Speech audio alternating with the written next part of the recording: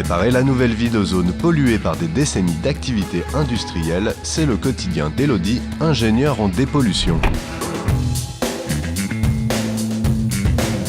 Ce métier, je l'assimile un peu comme un médecin, mais on va dire médecin de la terre, entre guillemets. C'est-à-dire qu'on va faire des diagnostics, on va regarder ce qui se passe, on va adapter un traitement.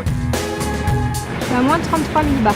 Cette dimension de voir l'avant et l'après et de voir que notre métier a un impact positif sur l'environnement, c'est ça qui m'a donné envie de faire ce métier.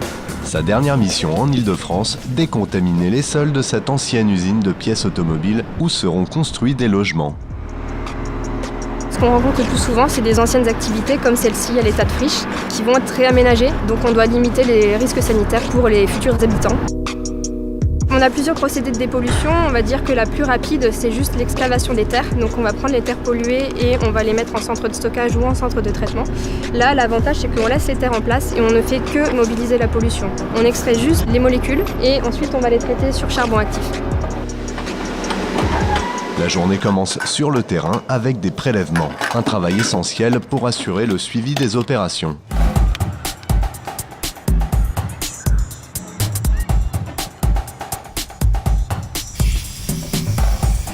Dans l'axe, c'est à combien? 21 mètres cubes. Alors je viens de mesurer le débit d'air qui passe dans le réseau et également la dépression qui est appliquée au niveau du puits, ce qui nous permet, en plus des mesures de concentration que l'on a faites, d'estimer la quantité de polluants qu'on extrait au niveau de chaque puits. Une fois les prélèvements terminés, direction le bureau. Les échantillons partent directement dans un laboratoire pour analyse.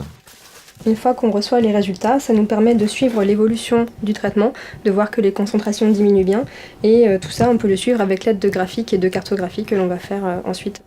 Ça va nous permettre de vérifier que le traitement est efficace, de voir où la pollution résiduelle se concentre et du coup pour pouvoir axer notre traitement et terminer notre mission. Qualité indispensable pour un ingénieur en dépollution, garder la tête froide en cas d'imprévu. Il n'est pas rare de faire des découvertes pour le moins étonnantes.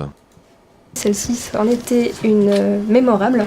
On travaillait sur un chantier qui était près d'une tranchée de la guerre de 14-18 et du coup régulièrement on a trouvé des obus sur le chantier. Donc là pour le coup c'est arrêt de chantier, on doit faire appel à la sécurité civile et du coup on a des délais supplémentaires, ça fait des coûts supplémentaires aux clients et il faut faire face à tout ça. Dans des villes où la densité urbaine et la pression foncière se font de plus en plus importantes, la dépollution de friches industrielles représente un enjeu de taille. De quoi assurer de longues années de travail aux ingénieurs en dépollution.